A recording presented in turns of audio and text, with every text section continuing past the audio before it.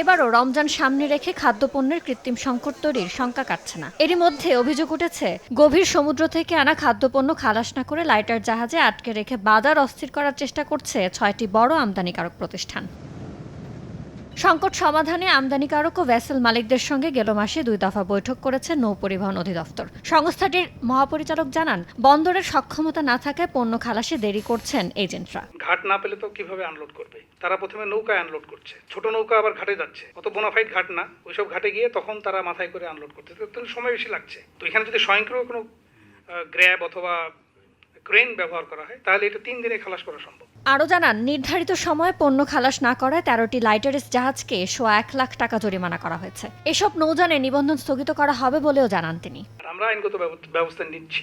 13টা ভেসেলকে আমরা জরিমানা করেছি ১,১৫,০০০ টাকা। ৩০ দিনের অধিক আটকে রেখেছিল।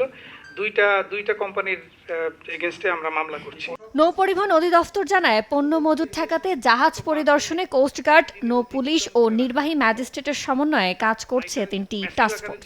20টা 30টা করে জাহাজ গুদাম করে রাখছে এরকম। ইয়ানুর শিফাত, সময় সংবাদ, ঢাকা।